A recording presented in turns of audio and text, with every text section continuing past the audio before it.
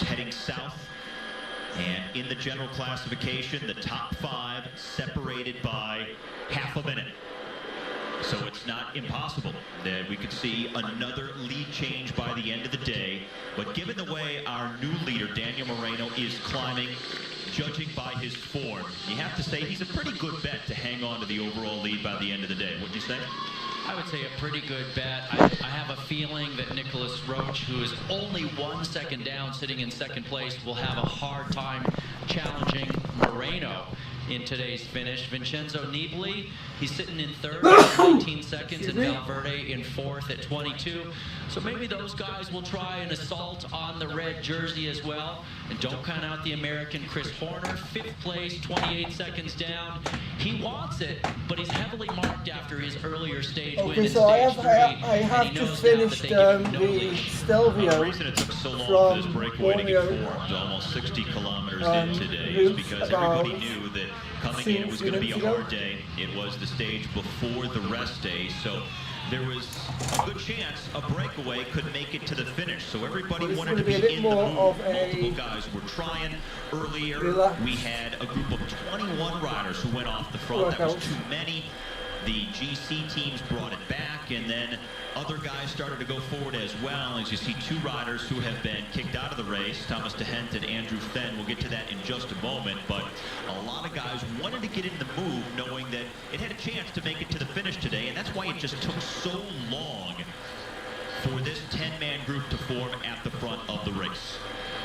And so, yeah, it's just one of those days where it's incredibly aggressive and everybody wants to be in there. And it just takes that right combination of riders, but it also takes so much pressure from the riders that eventually the peloton can't hold them back anymore. Oh, Bob Poles here. Number 211 for Bacon Soleil. Moving up through the field. And going back to DeHent and Fenn, they were kicked out of the race because apparently earlier in the stage they took an illegal tow from the car. We didn't see it. It was before we came on the air, but it was obviously serious enough to not only get some kind of a fine or a penalty, but to kick 2 riders out of the race because of that. I mean, they must have been holding on for a couple of miles. Yeah, like, I mean, I don't know if I've heard of that. Yeah, it's definitely fairly unusual to hear of guys being kicked out for holding on to the car. So it must have been fairly egregious, but as you mentioned, we don't really know. We're just getting the reports that they've been kicked out for towing, and we haven't seen the images of that nor heard of exactly how long they did hang on to the car. All right, not wasting any time today. They are on the first of the 2 climbs here, the Alto de Monaquillo. An 8.5 kilometer climb, averaging 7.5%. It will hit a maximum of 15%, just about 5K into the climb, so roughly 3 kilometers from its summit. And the gap coming down. Our 10-man breakaway had a lead of over 5 minutes at one point, now down close to 2.5 with 36K left. Now this is very unusual to have so many race days and so many hard days in a Grand Tour before the first rest day. A lot of times it comes on the second Monday of the race, which would be today. Well, and realize again that this is the 5th uphill finish of this race. So we've had 4 already that have been pretty selective, and this is day number 5 of 10 that have had a mountain at the end. And with time bonuses, of course, at the finish line, 10, 6, and 4 seconds for the first 3. We could see another change in the overall leadership. We could see some movement at the top of the general classification. The time bonuses were certainly the determining factor that moved the red jersey yesterday when Daniel Moreno won the stage, got the 10-second time bonus, and then took over from Nicholas Roach, the previous leader, now leading him by just 1 second here on day number 10. Cancellara pacing Horner, Basso right there as well. Let's put this climb into context, Steve. 8.5 kilometers, it's just over 5 miles, but it goes up over 2,000 feet in those 5 miles. So this is a really rough climb. It may be short, but it's steep. And these climbs today are much better for the man who we just saw on the screen a moment ago, Chris Horner, than the short, steep climb of the Valdepeñas de Jaén yesterday, which is where Moreno won. Indeed, Chris is a guy who doesn't have that explosiveness for the really short climbs. He's a guy who likes that attrition type of climbing, and he's very suited for today's course. I'm very curious to see how he fares in the finale today. Roman Kreuziger out the back again. We saw that the other day as well. So he was right behind Chris Horner a little while ago, but look at him now. He's 23 minutes down in the general classification. He knows where he needs to be at the start of the climb. He just doesn't seem to have the legs for it. Now other riders quickly dropping back here as the march into the breakaway continues to drop. Just about a minute and a half. Matthew Boucher here, who has helped Horner on the climbs, been in a breakaway. Yeah, this is Johan van Sumer in the Garmin Sharp Rider, and I think Boucher, really briefly, we got an image of him involved in that early crash today. Look at all the Argos men going out the back together here as well. Now they do have their teammate Georg Preidler in the breakaway, so he'll be flying the flag for them. A lot of Radio Shack riders back here. So now once Cancellara drops off, Horner could be on his own today. And definitely Zubeldia. Oh, this is not good. Zubeldia 189. Only 110 back on the general classification. And Zubeldia was kind of their backup plan there, and also a man that you would hope that would be there right in the finales to help out Chris Horner as well. Zubeldia, a multiple-time top 10 finisher overall in the Tour de France. He's a guy, he's not a flashy rider. He's always there sort of lurking with the guys that finish together at the top of a climb. And look at this, Fabian Cancellara. Look at the damage he is doing. Some major climbers going out the back with Spartacus on the front. Do you think Cancellara expected to be the primary helper for Horner in the mountains like this? Because that's what it's turned into for the Radio Shack team the last several mountain days. Yeah, I can't imagine that he thought that, but I can tell you one thing I'm thinking. With his sights set on the Road Worlds coming up after this Vuelta finishes, he's got to have a real legitimate shot at it. The problem for him is he will be so heavily marked, but he is so strong right now. And these are our leaders. 9% in the slope.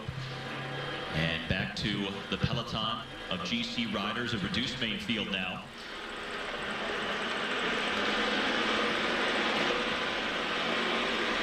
Now the interesting thing about this climb, as we noted a short while ago when looking at the profile, if you drop off the pace here, once you go over the summit and then descend, you hit the bottom and the final climb starts right away. So there's not a lot of recovery time.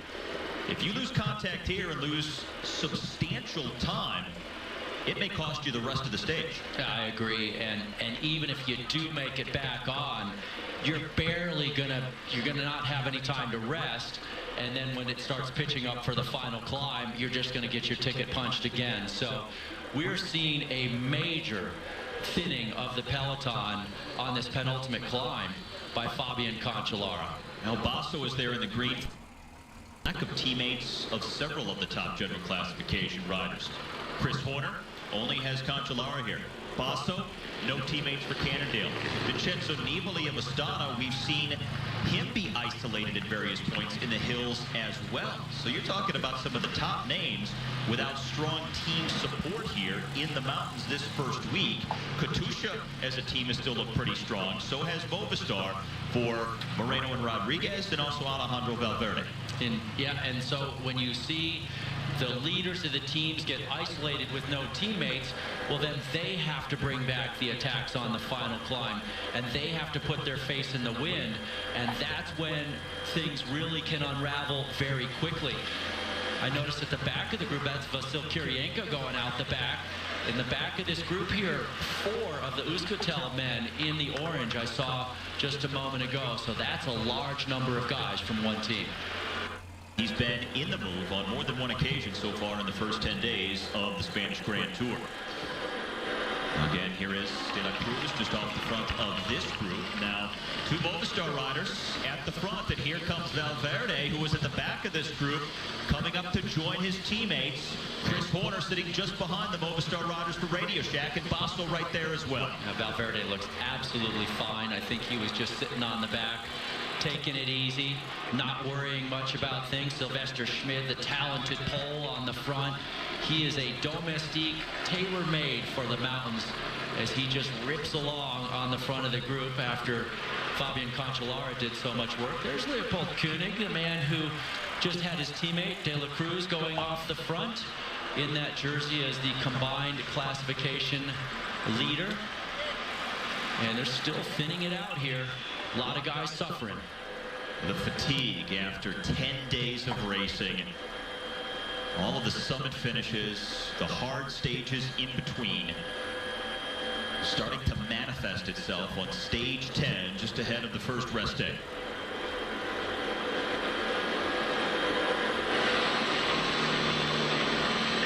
Alejandro Valverde, just 22 seconds down. He's been picking up chunks of time along the way. If he's at the front at the finish of this stage, he'd be a good bet for the win. What a lot of guys don't want to have to do is come to the finish line with Valverde, because among the top climbers and the general classification hopefuls, he's one of the best sprinters. Yeah, indeed. He has got a combination of very important skills for bike racing. He can do a lot of different things. He's a great climber. He's an awesome finisher. And he time trials solidly, but he's a little bit inconsistent in the time trial. And the individual time trial coming up after the rest day on Wednesday. Another opportunity to further sort out the general classification. So today and then Wednesday are really going to bring some clarity as we hit the midway point of the season's final Grand Tour shortly.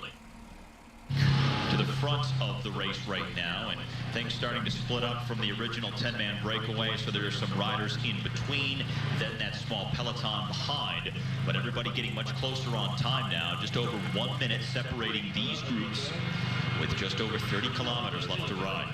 And Marcinski is a man on the front here who, as he was 13th, excuse me, last year in the 2012 edition. And also in 2011, he won the road and time trial championship of Poland. Hope for Italy to continue to develop into a Grand Tour contender. Won a stage of the Giro d'Italia back in 2011. That was his second pro win, and that's when everybody really put him on their radar. And now a minute back down the road. And Moreno in the middle of this group.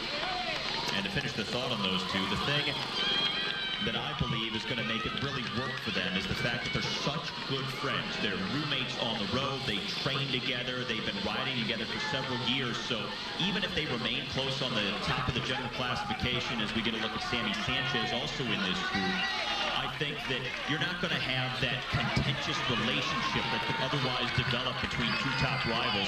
Perito and Moreno will be able to sort it out in an amicable way. For sure. They're really good buddies. And Moreno, you know, he's got to be so happy with his race already. He's got 2 stage wins. He's in the overall lead. That's a massive success for him. And he's very happy to work for Perito Rodriguez to win the overall if they can get into a position to do that.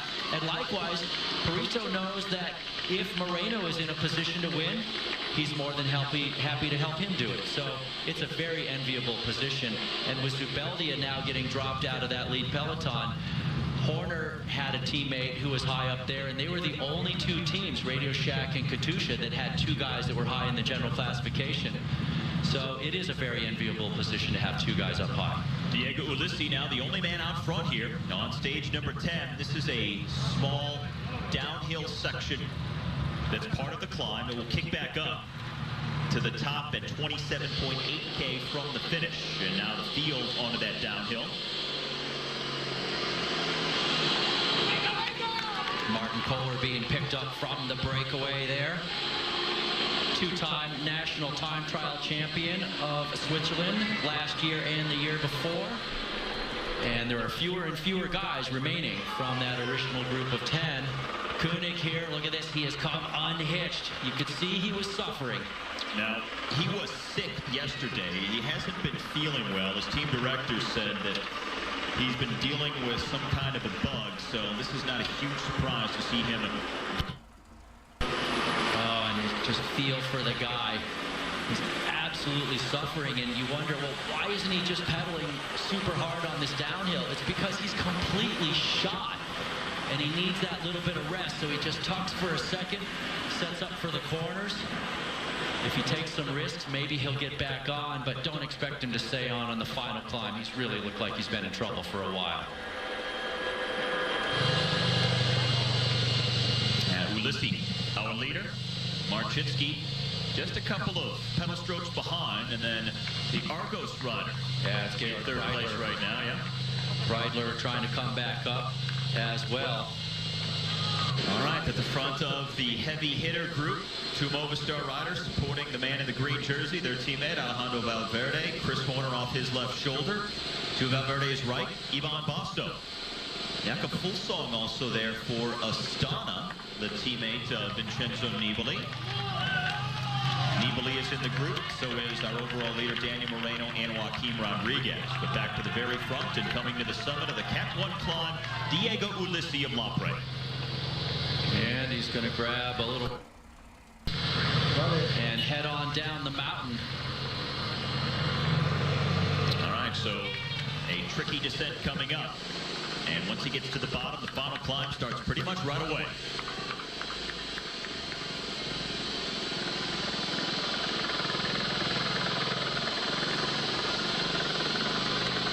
Gap still over 1 minute. Ulissi, the only man on the descent. How narrow it gets in spots. But another sunny, warm, dry day in southern Spain. Heat is baking the riders on the way up where it's so much more exposed. Summit in the distance for the peloton. Well, it does look like David de la Cruz, the NetApp man, is still off the front of that peloton as one rider had just gone over the KOM by himself. So he continues to soldier on in front of the group. All the general classification men looking pretty comfortable in this group, Steve. We saw Horner looking very comfortable, Valverde, Basto. Have not seen much of Moreno and Rodriguez. Yeah, they've been in the middle of the group most of the way. Sammy Sanchez here, number 91 at the back, as the group goes over 115 behind Ulissi. So now they are on the descent. Just over 26 kilometers left to go, but a huge climb coming up at the end. Stage 10 of the Vuelta a España on Universal Sports, brought to you by Earbuds. Never hurt, never fall out, never stop. This is our leader, Diego Ulissi of the Lampre team. And he's in this group that is at the front of the stage, but he's just been passed by, looks like Tomasz Marcinski, who he had dropped on the climb. Ulissi was the first over the climb off the descent. Marcinski was several seconds behind, but Marcinski flying down the descent now, so he's just in front of Ulissi. And now this group of the general classification riders a little more than a minute back, also on the descent as well.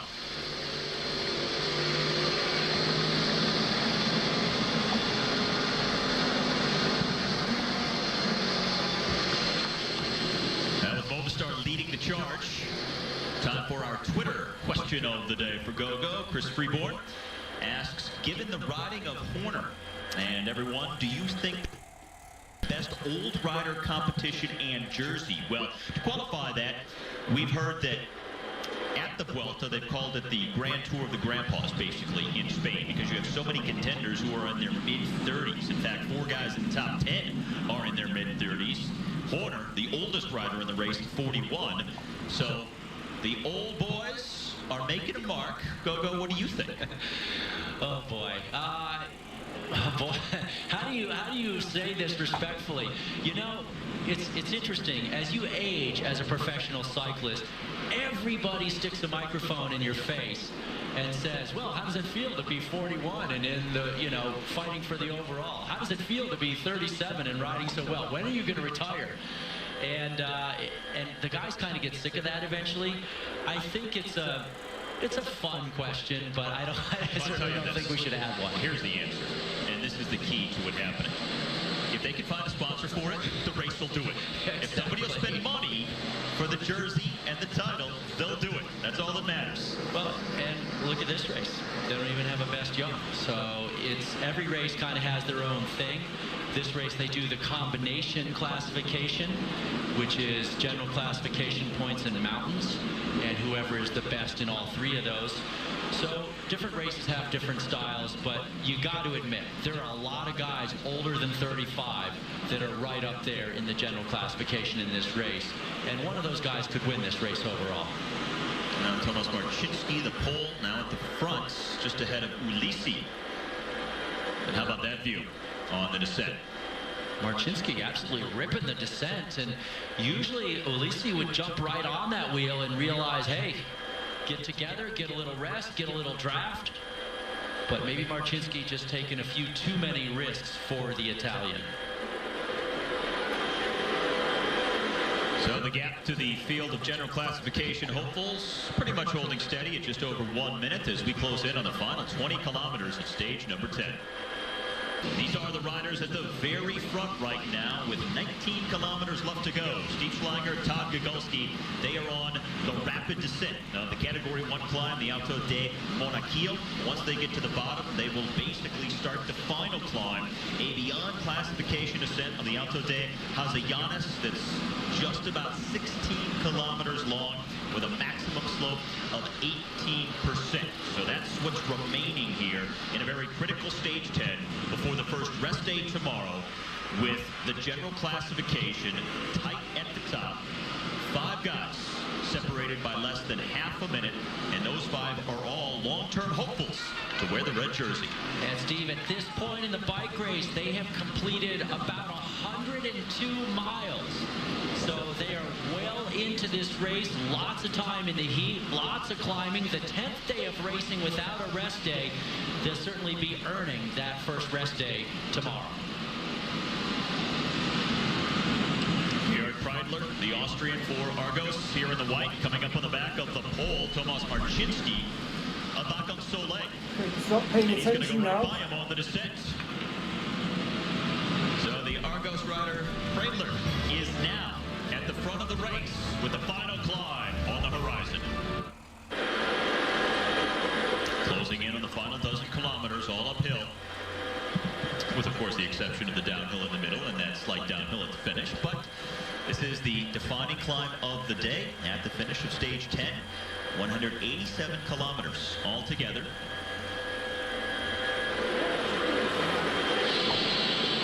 So Movistar here in front. Alejandro Valverde in the green jersey has 3 teammates pacing him. Chris Horner without any teammates left. 3 Katusha riders, 2 of which are the race leader Daniel Moreno and Joaquim Rodriguez. And the 3 men at the very front right now. Tomasz Marcinski of Bacon Soleil in the yellow and blue. The pink and blue of Lampre, that's Diego Ulissi and Georg Preidler in the all-white for Argos Shimano. Their lead 112 on that group of the main field contenders.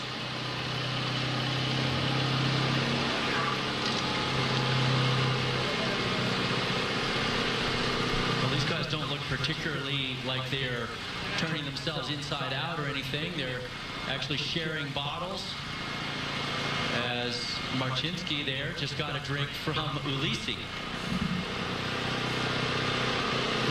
They're keeping a nice steady effort here. They know there's a lot more to come.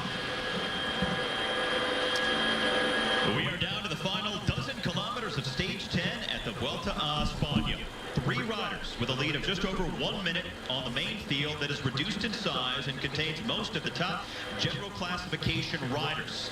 This is a beyond classification climb, 16 kilometers in length overall, 2 sections of 18% slope. That is the maximum grade on this climb. And these are our 3 leaders here. Georg Preidler, Tomasz Marcinski, and the man at the back, Diego Ulissi, calling for the team car, saying, hey, I just gave one of my bottles to one of my enemies. I need some help. Help. I need help. So Marcinski at the front, Preidler in the middle, Ulissi here at the back, and their lead starting to come down closer to the 1 minute mark right now. Did you see that? His director flicked him. He didn't even give him a bottle. He just drove away. And so is Marcinski. He's driving away right now as well. I actually wonder why Ulissi spoke with his director and his director went up the road. Very curious if he's going to switch bikes potentially.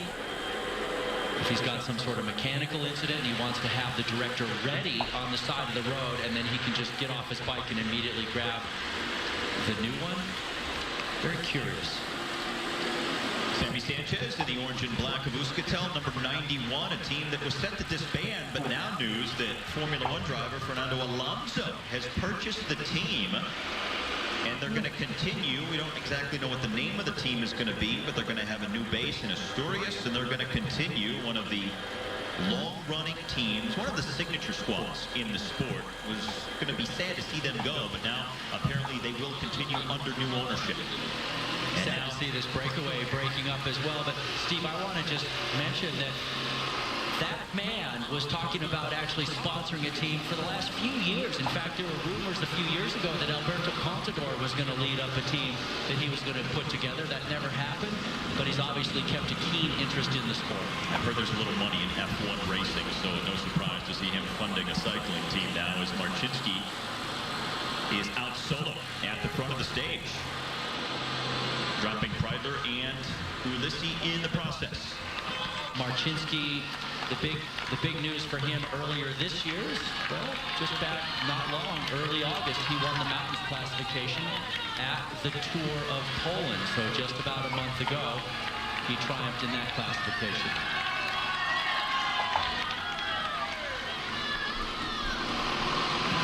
He was in the initial breakaway today of 10 riders. He passed Ulissi, who had been the leader on the descent to the Category 1 climb that they went over a short while ago. Now he's the leader on this final climb, the Hasianas. And other riders from the breakaway being picked up by the peloton as Marcinski rolls through the 10K to go banner.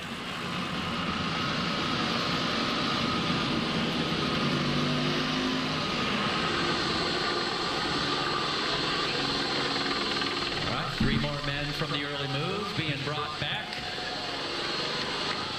Corner just maybe getting a little bit brushed there by Juan Antonio Flecha. Guys looking different directions, grabbing bottles. You're going to need those bottles. You got to keep cool, keep hydrated here in all this sun exposure for this final climb. Well, go on thinking that for Katusha, this could set up very well because Joaquin Rodriguez hasn't really made any huge accelerations in this Vuelta. He's sitting back. He's less than a minute off the lead. So what they could do, he could launch a move later on in this final climb. And if nobody can chase him or nobody decides to chase him, hey, he makes up time on the general classification and furthers his long-term GC ambitions. If they do chase him, it could set up his teammate Daniel Moreno to counter that and maybe extend his lead as the red jersey holder at the top of the GC right now. So Katusha, I think, has a pretty decent situation going into this final climb. Yeah, and it doesn't hurt that both Moreno and Rodriguez are a couple of the best finishers and climbers in the sport, and so it can go either way. Moreno could attack first and Rodriguez could follow and counter, or just like you said, the scenario where Rodriguez goes first. Either way, it puts them in the driver's seat for sure in the general classification. Marcinski here at the front, turning left and right as the field goes through that downhill section midway through the climb. So picking up speed here, single file with Movistar still at the front.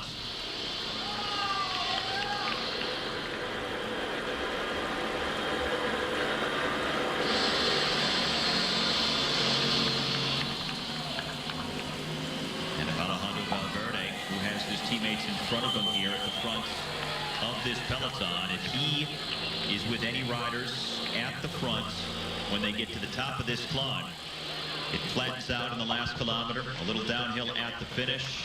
He would be tough to out-sprint. And with a 10-second time bonus, he could continue to take back time as he works towards the top of the GC. And right now, they're all chasing this man, Tomasz Marcinski.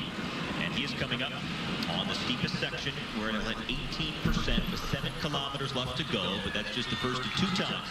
It hits 18%. The second and final time will be in the last 2 kilometers of the race. First, he's got to negotiate this very tricky descent. And this is a nice one to kind of be on your own on. But at the same time, sometimes it's nice to be in the field because you watch a few guys go through the corner in front of you. and you know if you need to scrub off a little bit more speed. But imagine this with 150 guys. They got to be happy that they've already thinned out, and here it's very steep. All right, this is where it's going to get up to 18%. And they lose all their momentum as they went over that bridge, and immediately 17%. And I'll tell you, it's steep for a long way through here. Yeah, there's a little bit of relief coming up, but then it pitches right back up to double digits for a long time.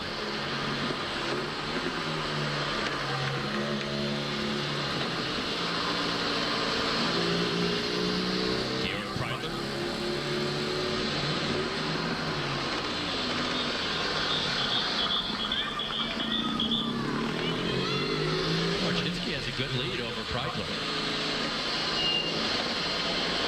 And he's about to be picked up by the field at this point.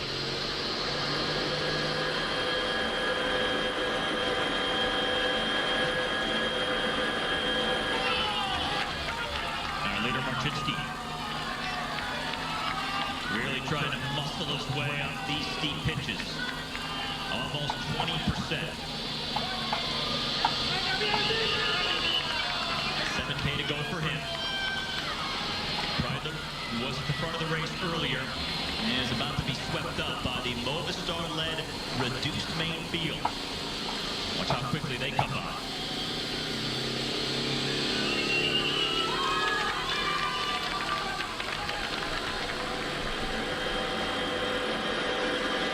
Several switchbacks on some steep roads to negotiate here in the final 7 kilometers of racing.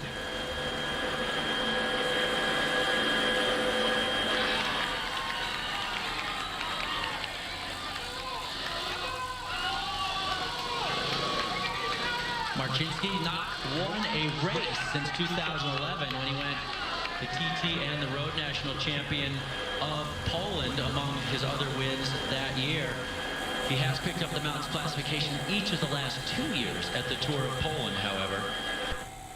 To see if we're going to get a big move, a surge of some kind from the top general classification riders right here as they hit the 7K banner. Nothing yet. Right now it's just this natural selection process of this attrition taking guys out the back under the pressure by Movistar on the front.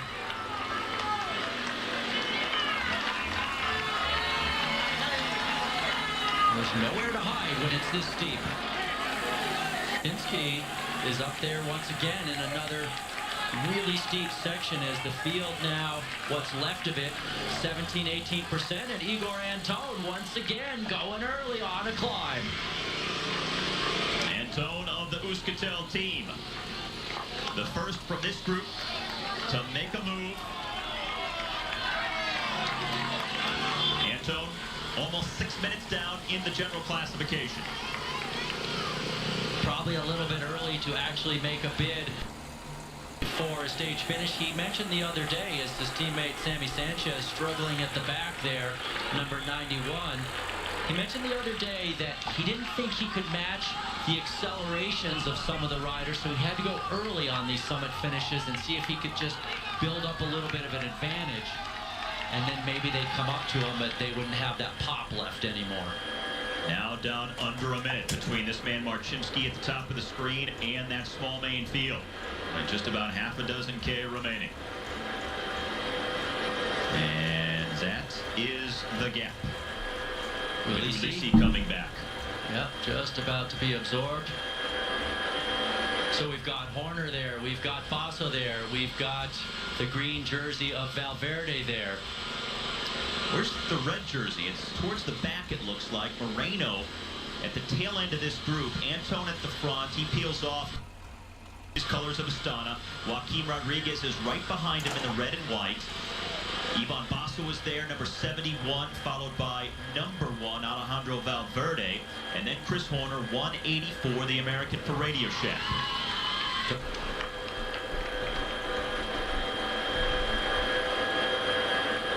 Full song, Nibali, Basso, Rodriguez, Valverde, Horner. And there's the red jersey at 6K, coming off the back a little.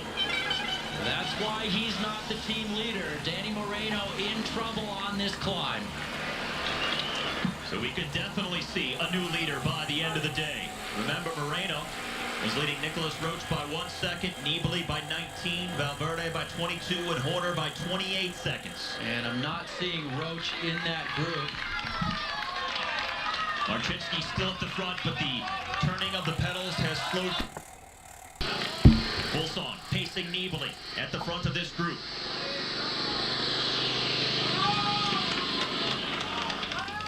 So Fulson followed by Nibali, Basso in the green, Joaquin Rodriguez the red and white, then Horner. Nicholas Roach is there in the polka dot jersey, the blue and white, King of the Mountains jersey. He's in the middle of this pack. These are the riders who again have come off the back, including Sammy Sanchez, number 91.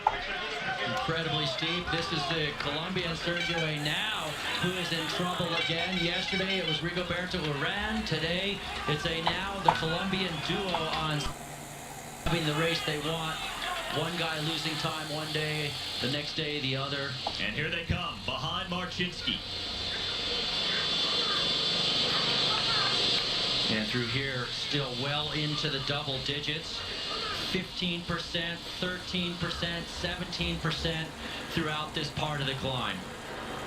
Looking over his shoulder, and he's about to be picked up. And look how small this group has gotten among the GC top riders with 5 kilometers left to go.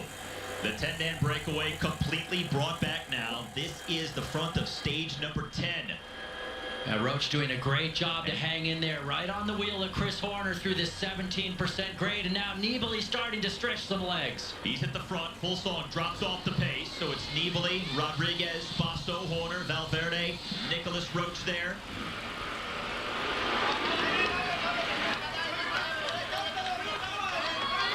And Daniel Moreno here. Boy, he's really struggling now. It looks like we're going to have a new man in the red jersey. It sure does, and right now, well, now they've lost Nicholas Roach as well. He's just behind, though, so don't count him out yet. Time bonuses at the finish, 10, 6, and 4 seconds for the first 3 riders. Nibali, Basso, Rodriguez, and Horner are the first 4 right now, looking the best in this group. And really, Steve, this is the part of the hill that is the most consistently tough, as a lot of separation starting to happen, and you know who's gone? Valverde. Valverde is also gone. He's at the bottom of the screen in that green jersey, just behind Domenico Pozzovivo. A select group of 4 here.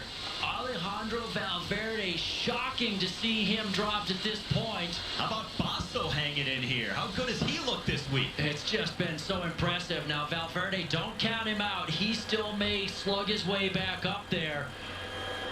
I never would have predicted we would see Valverde dropped and Basso leading the favorites.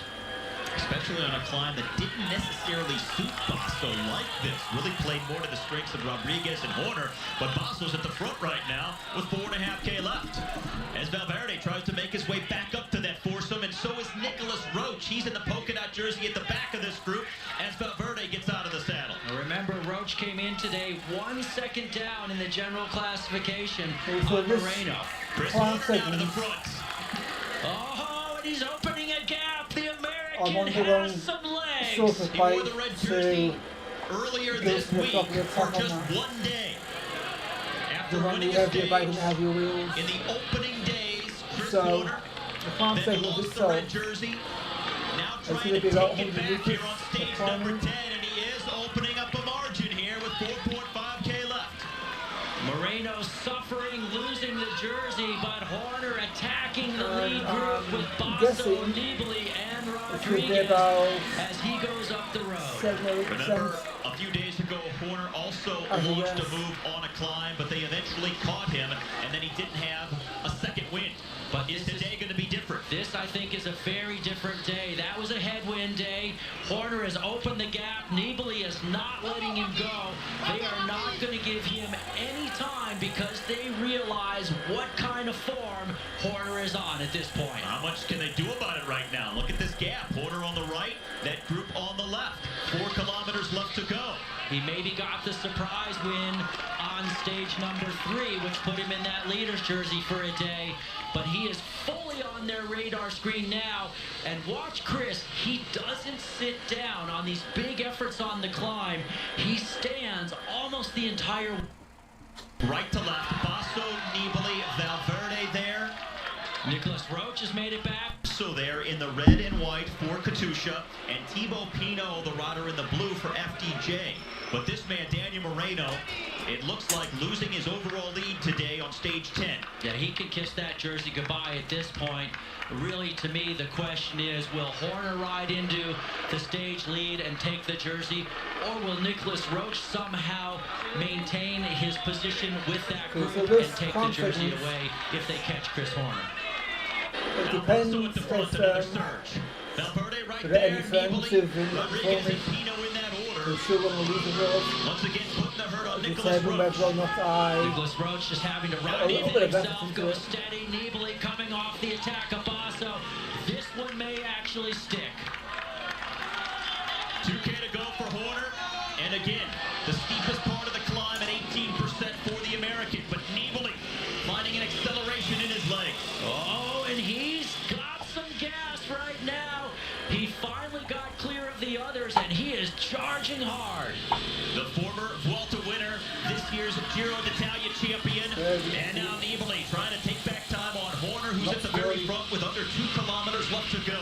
I think Nibali's going to blow himself out just a little bit here because he's going so incredibly hard trying to close down the gap to Horner. And when he hits that 18%, I don't think it's going to feel very good. Well, Nibali started the day 9 seconds ahead of Horner in the general classification. And right now, those two holding the top 2 time bonus positions on the road. Horner would get 10 seconds for the win. Nibali would get 6 seconds for second place if this were to hold. Is riding to his second stage win and his second stint in the red jersey of overall leader. And this is a big lead in the general classification for Chris Horner.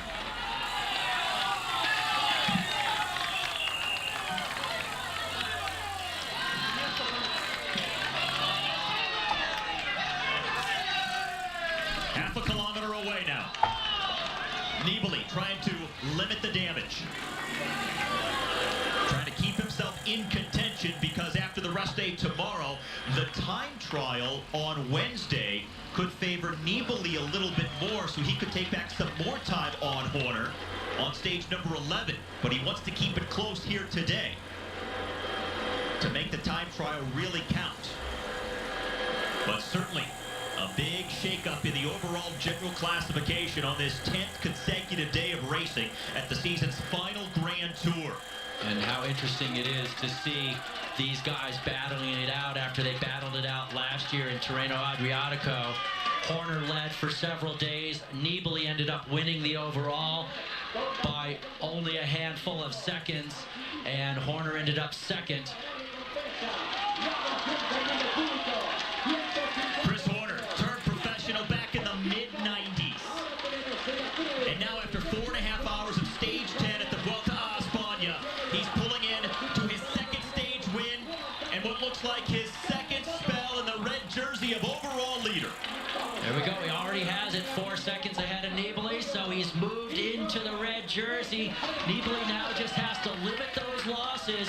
We have a massive battle shaping up here in the general classification between Chris Horner and Vincenzo Nibali.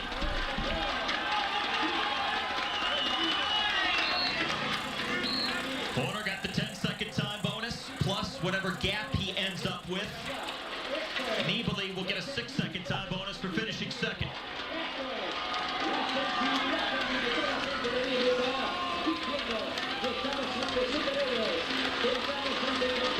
Nibali accelerating with 2 kilometers left to go to break away from that small pack. He finishes a solo second, but 48 seconds behind Horner. Yeah, that's and what here comes we're the other group that Nibali was with for a while, led by Valverde. Time bonus at stake here, 4 seconds for third. Valverde will get it, followed by Basso, Rodriguez, and Thibaut Pinot. Big battle on this big mountain day.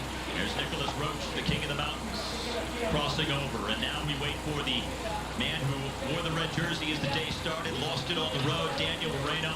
Igor Anton here crossing over with Domenico Pozzo Vivo next. Moreno, we may be waiting for a while for him as he really was suffering pretty early on the climb. What a day and what a week for Chris Horner. 2 stage wins. Why am I involved in this? 2 times in the red jersey of overall race leader. No, I'm not racing. And within 2 months of his 42nd birthday to top it all off. And what a great climb it was by him today. Now Nicholas Roach, along with I was hoping to Rodriguez practice here really at nice. the finish. 2 riders for the Euskaltel squad. If I had Moreno spent 1 day in red. other people on there who are looking And at now me. he gives it up to the American Chris Horner. The 10th day of racing, a fruitful one for Horner. Nibali in second by 52 seconds. Nobody else within a minute. Seeing as it's not Valverde, popular Basto, news. Rodriguez, all outside of the 1-minute mark, with the rest day coming up tomorrow. Chris Horner, without a contract for next year, and now he's the leader I of don't know the who Spanish possibly Grand on Tour. here.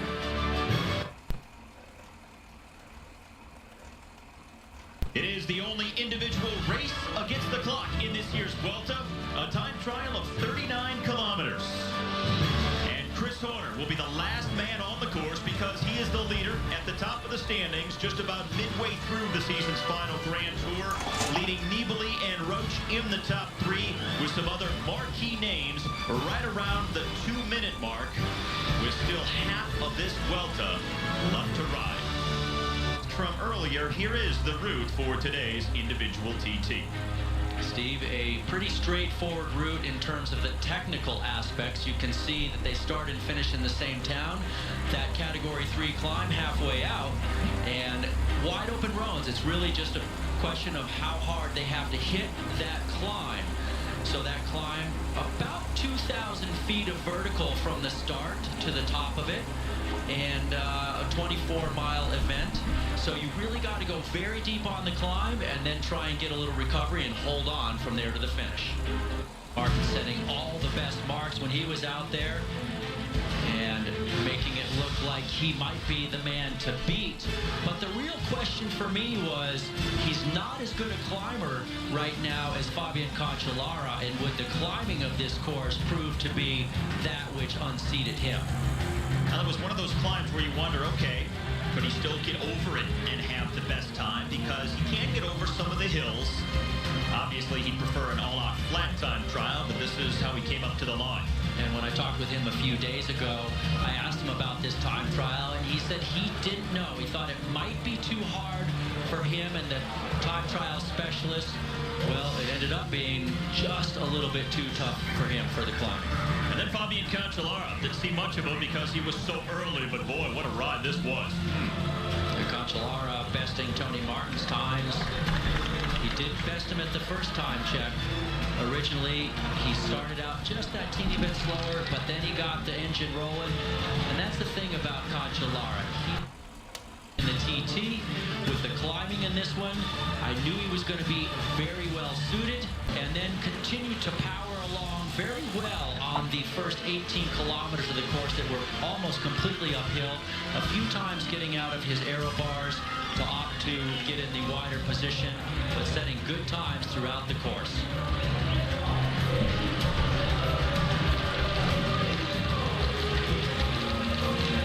So Nibali with a time of 52:25 would be enough. Because behind him, American Chris Horner was losing time pretty much from the outset. It seemed like to Nibali. He was behind at every time check. And one of the first times and one of the only times Horner has been on his time trial bike this entire season. He knew he was going to lose time. It was just a question of how much. He played it safe on the descents. Didn't really risk anything in terms of a potential crash. It just did a solid ride for the general classification battle. Not a scorching ride by any stretch of the imagination, but kept it close enough, Steve, that that general classification battle is still completely up in the air. He's trying to mitigate the time losses as best as possible. Horner would have the 20th best time on the day, just inside of 3 minutes behind the winner, Fabian Cancellara. But the big reference point would be Nibali and the other general classification riders.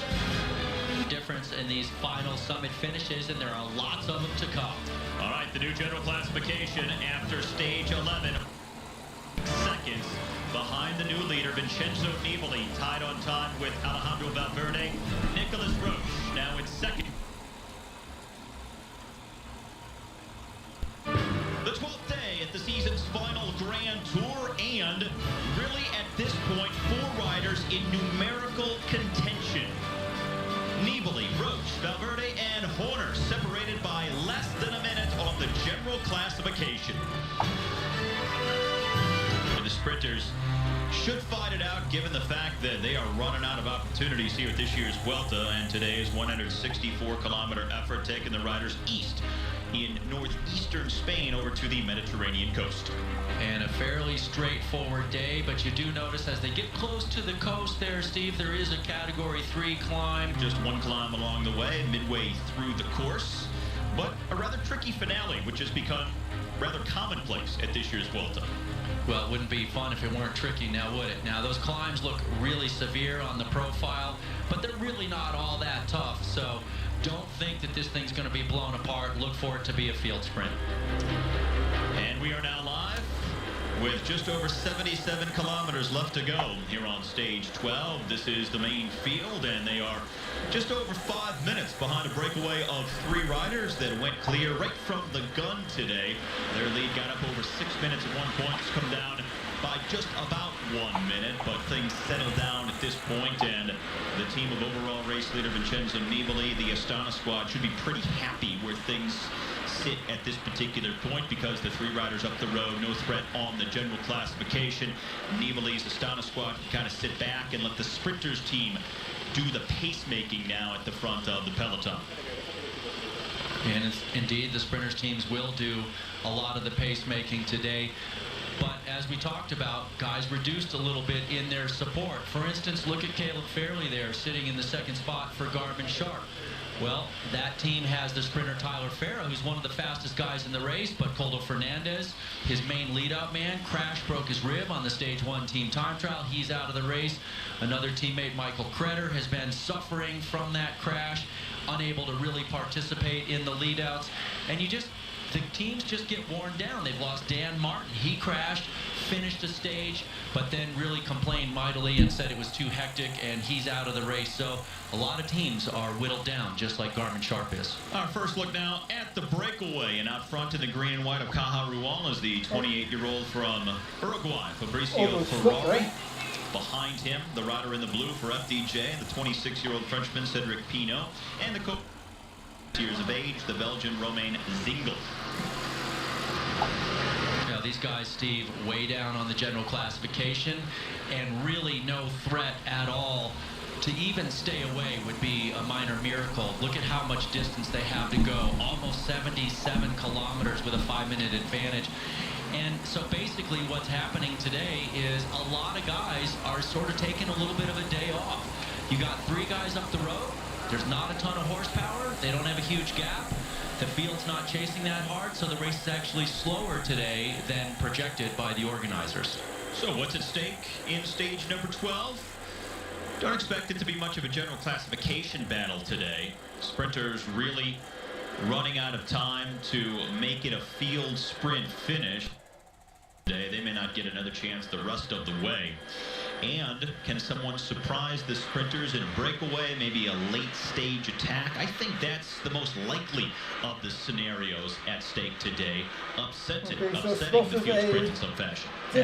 As you mentioned just moments ago, you know, those sprinters are very hungry. They want an opportunity to get another one.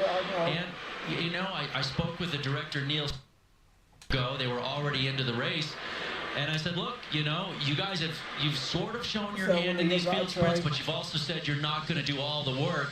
What's the plan today? And he said, absolutely. We are not going to ride on the front all day. We don't have the horsepower for that. If other teams want to help chase, we'll control it with several other teams, but don't expect to see Orica Green Edge up there all day riding for Michael Matthews.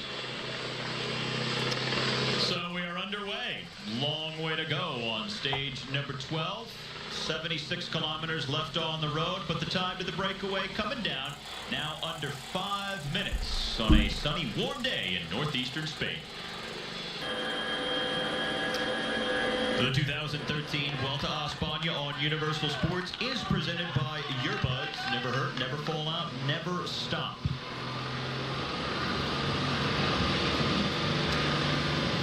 Well, as far as the general classification battle, you only have 4 riders who are really in contention at this point. Everybody else more than 2 minutes back. So when you look at the top, led by Nibali, followed by Nicholas Roach in second, Valverde in third, and Horner in fourth. We're into our 12th day now. Just under half the race remaining. Still 6 uphill finishes. At this point, I think things are going to play out from here. Oh, I just felt this building the whole way. It was building, brother. Here he goes. He's all right. You want me to read the go-go crystal ball for you? I want you to pull it out, peer into it, and use your clairvoyance to give me a sense of what to expect. I think the battle right now is really, I think Nibali's in the driver's seat. He's very strong. He's climbing well. He's got a solid team. And, in fact, he may have a little bit more help in the mountains than Horner does. And we'll see about Valverde and Rodriguez. You know, it kind of changes day by day. That being said, in the early mountains, first half of this race, Nibali has been isolated at various times, which has worked to Horner's advantage. Well, everybody's been isolated. That's the thing. Like, at a certain point, everybody's been isolated in these mountain stages so far. And that's one of the things Horner and I were discussing on the rest day. He said, look, it's really going to come down to who's watching who amongst the favorites. And those guys that you just mentioned, Rodriguez, Basso, those guys continue to separate themselves from everybody else, and they come to the summit finishes the last few kilometers looking at each other. And so eventually it gets down to this point where they start attacking each other, and it becomes, well, who are you going to let go? And at a certain point, you just don't know. It's almost like you let go the guy that you think is the least dangerous of the group. Well, from the 3-man breakaway, 2 of the riders here have separated themselves. They have lost Cedric Pino of the FDJ team. It's Romain Zingle of Cofidis in the red and Fabrizio Ferrari of Caja Rural here, with just over 70 kilometers left. The thing about the overall general classification is, here at the Vuelta, it's not like the Tour de France, where you always have one extremely strong team that control things in the mountains. You have teams that are pretty strong, but you're going to have a lot of guys who are going to be isolated. So you're going to have a lot of one-on-one battles going on at some point. So it's going to come down, as Chris Warner pointed out, to luck and tactics for those riders who want to win. Yeah, that's exactly what I'm saying too, and that's what makes this race very interesting. Is you get all the favorites separated from their teammates, and they start taking shots at each other. And eventually, somebody takes a shot after enough hard shots have happened, and they get away. And so we're really going to look tactically at this battle. It's not going to be attrition, I don't believe, that's going to settle this race in the general classification. It's going to be all the different attacks on the summit finish.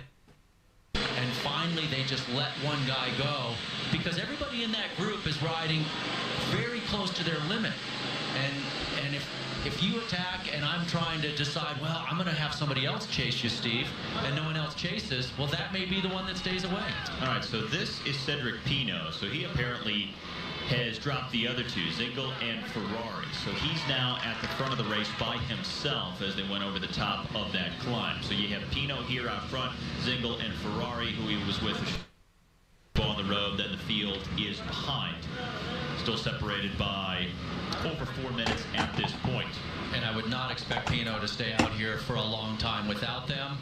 I think you would be happy to have some company. They've got a long way to go.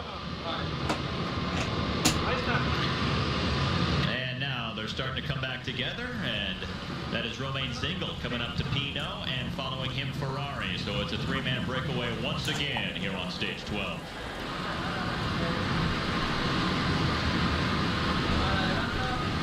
Marchese has been fast.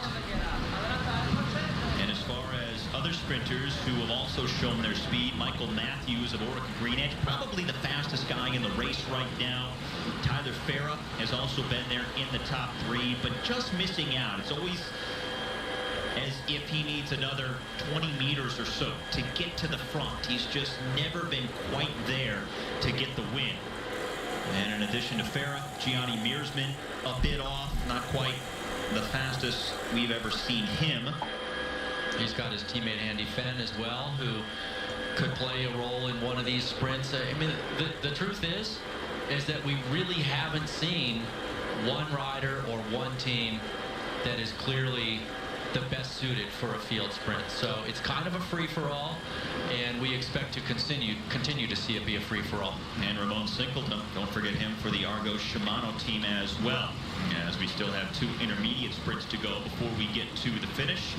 Those coming up at 25K to go to the finish, and then at 15K. And it looks like our 3-man breakaway will at least get to that first one to eat up the points and the time there without a battle from the field behind. But now the gap under a minute, so it may not be all that long before they are brought back entirely.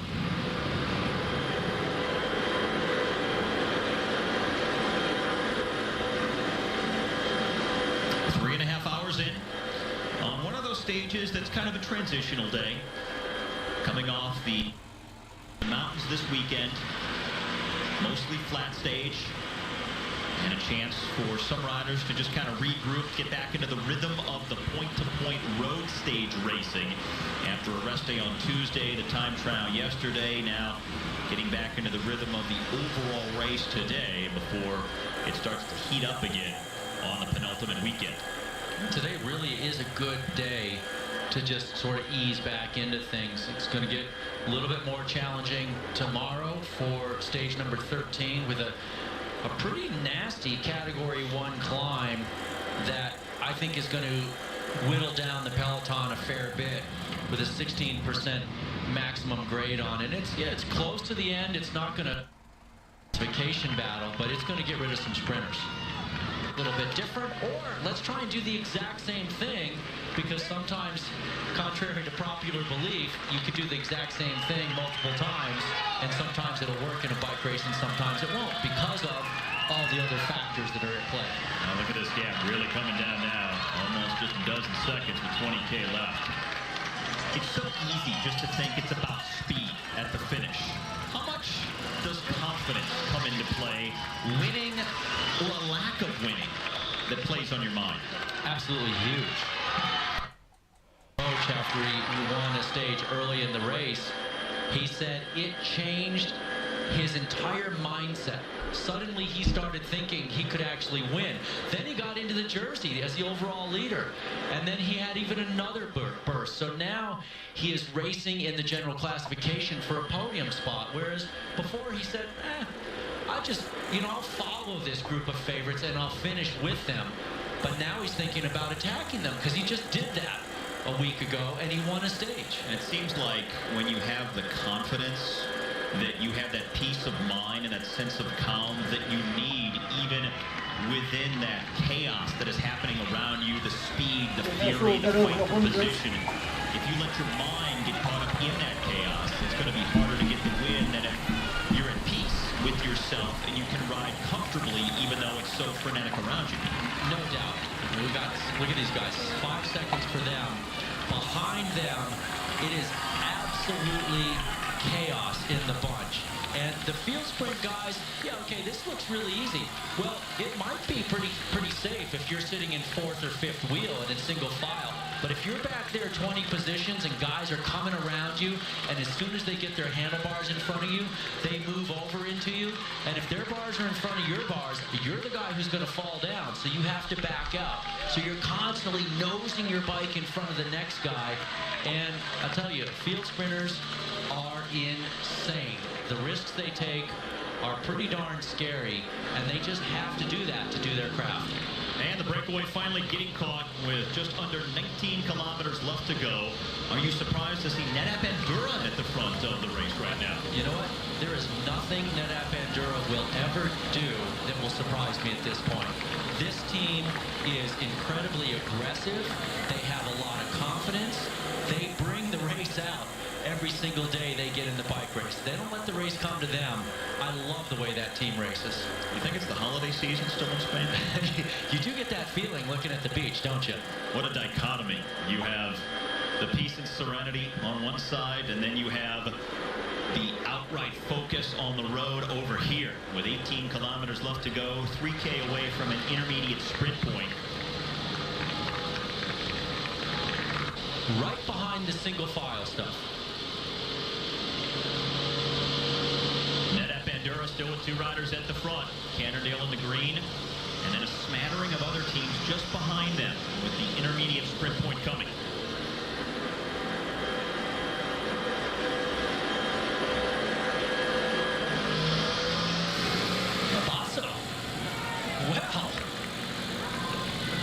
Well.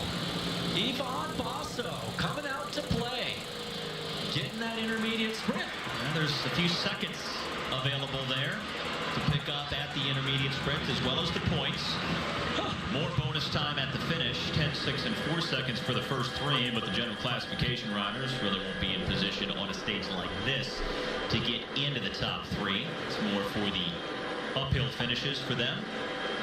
I like to see Yvonne hungry like that. And now some separation here, and Omega Pharma quick step rider off. Hey, indeed, it is Tony Martin. So Tony Martin looking for a little bit of action here. Basso made a little search for that sprint. And Tony's saying, hey, you know what? Fabian may have beat me yesterday, and Fabian may have chased me down several days ago when I was off the front for 109 miles. But I still got some legs. Well, that move was unbelievable when he was the only man in the breakaway the entire stage. He got down to the final few kilometers. The gap came down to 5 seconds. Pretty much he maintained that gap. He actually extended it for a short time and then was only caught right at the finish line when Michael Morkov out-sprinted him because he was on the wheel of Fabian Cancellara, who launched his sprint from several hundred meters away. Tony Martin this time going with about 14, 15K to go. So very different. He's got a lot more chipper in those legs. He's won 9 time trials this year already, but this would be a massive win for the German 2-time world champion in the time trial. I'm not used to seeing him do moves like this very often. He does them once in a while, but this would be great for him. Philippe Gilbert, the reigning world champion, is there near the front in the rainbow jersey, has Cannondale and other BMC teammates around him. The red jersey of Vincenzo Nibali not there near the front, even though a few Astana riders, his teammates, are. But Tony Martin, maybe a little fresher this time. Just inside of 13 kilometers left to go.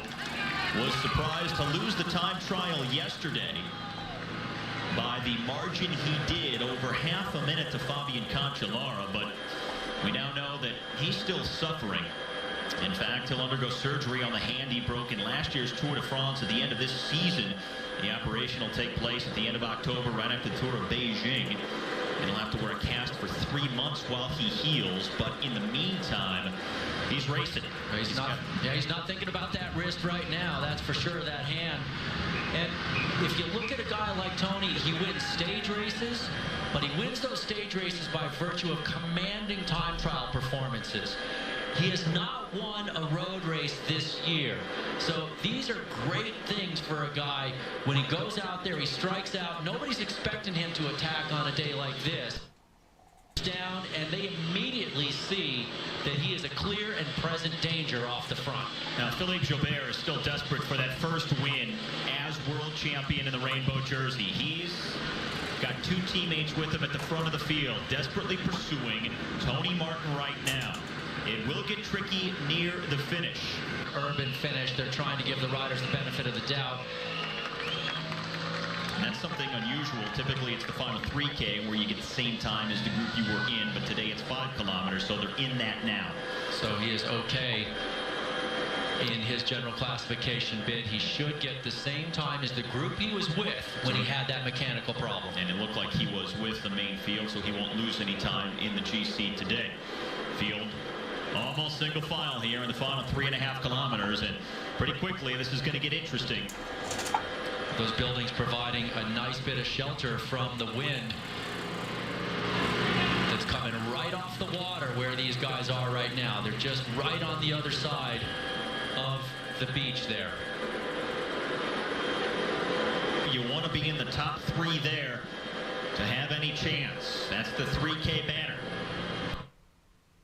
Estana at the front, 2 riders leading the way, Orica Green Edge behind them.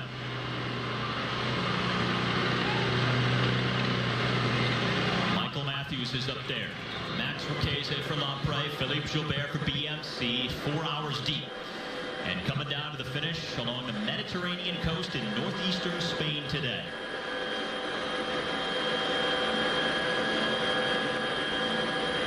That wind starting to take its toll back in the peloton. You can see how strung out it is. And it's possible you could see a little bit of a snap here back in the peloton. Largo Shimano in the white jerseys coming to the front, riding for Ramon Sinkeldon today. They're a young team, not well schooled in the lead out, but they have some very fast riders, and they're coming up behind Garmin Sharp right now in the blue. Tyler Farah looking to get in position to win what would be his first Grand Tour stage since he won a stage in the first week of the Tour de France 2 years ago. Alex Rasmussen, the man shepherding Farah toward the front of the group. He has one teammate up there with him. Under 2 kilometers left. Nibali on the left-hand side of the road, riding near the front. We start to see those sharp corners coming up. Those sharp corners and those sharp elbows. And here's that 180. Let's see how this plays in. Once again, if you're far back in this 180, it's really going to hurt your chances. Now it looks like Rasmussen on the front, so Tyler Farah's lead out, he's just about done. He's sitting about 6 wheels back, and he's just going to have to freelance it. Rasmussen looking back, making sure everything's okay. Now he pulls off. Here comes Orica Green Edge through 2 riders at the front, followed by Katusha and Cannondale. That's Simon Gerrans for Orica on the front, as he thinks that Matthews is the fastest pure sprinter in the bike race right now, and that's his teammate. And that was that little climb you were talking about, Steve. He just inside a 2K to go to get him up off of the coastline. At the 1K banner, it'll start to level out somewhat.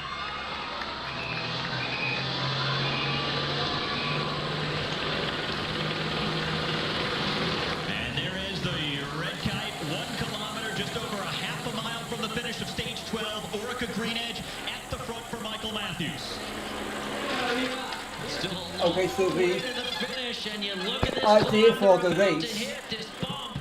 They're going to carry most of their speed up it, but it'll take just a little bit of the stick. this downhill will be stage 1. So what I'm going to do now on this is I'm going to see how long it takes me for an easy ride. And then I'll take 5 minutes at a time. Single file near the front. That'll be stage 1, the race. Left to go. There is a turn coming into Stage 2 will begin after the Gilbert's in a great spot. This could be his day. finishing time on this ride. So this ride takes me 25 minutes. And then on the race, I'll set it time for 20 minutes. And stage 2 should be the climb. This should be like the reverse of this ride. We'll stop 20 minutes after stage 1.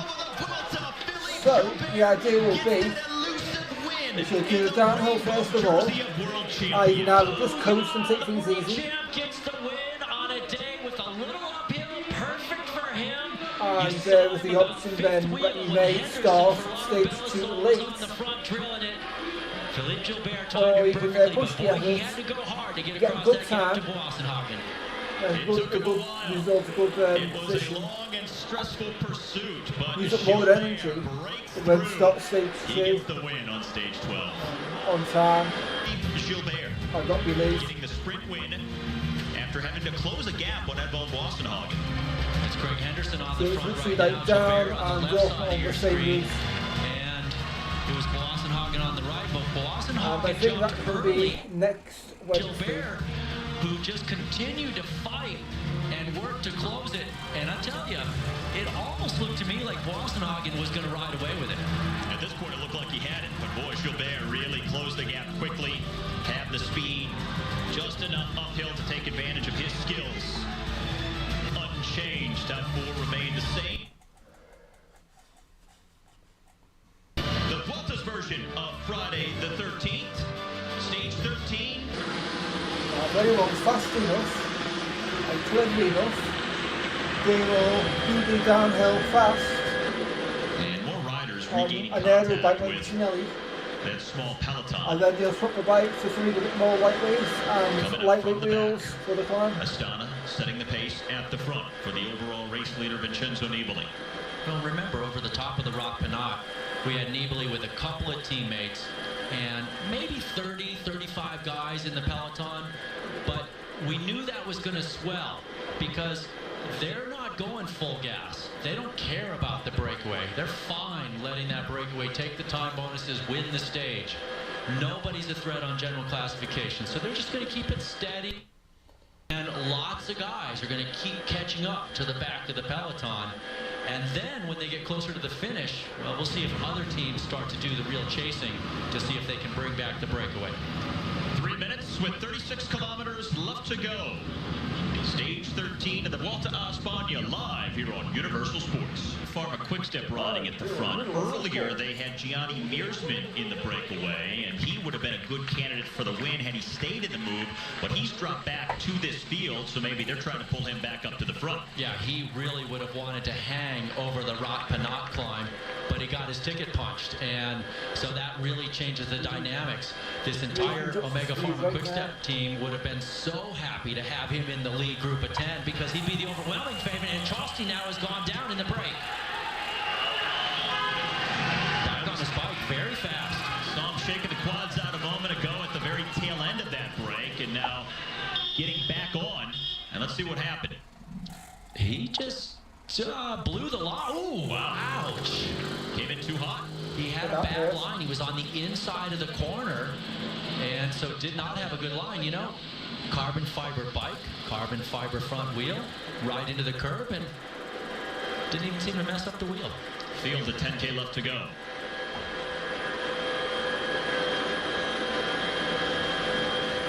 One moment of inattention, you set up for a corner wrong, and it can be the end of your race. All right, here we go.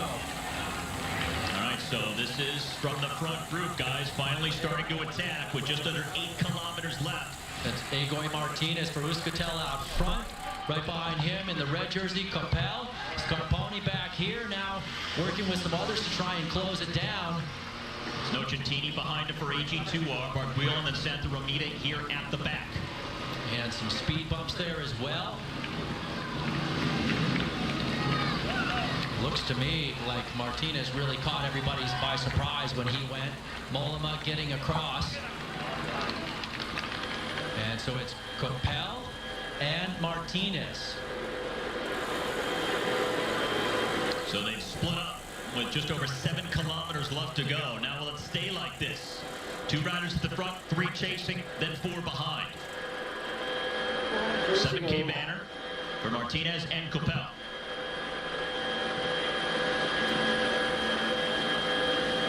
And the 4 riders at the back closing the gap on the is coming back together. Now will they reel in the front 2?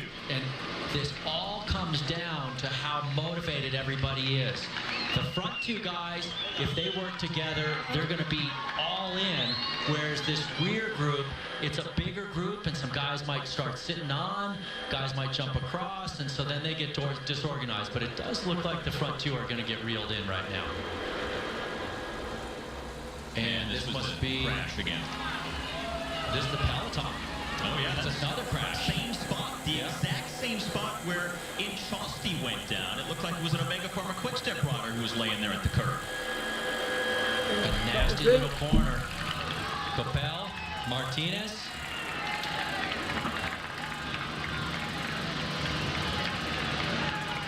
just seconds ahead of the remainder of that breakaway.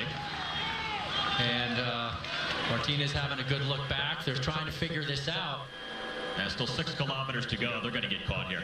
And sometimes it's just so touch and go, and you have to make that decision. Like, if we keep driving it right now, are we going to break the wheel of the chasers? Or are we going to get caught and then have nothing left?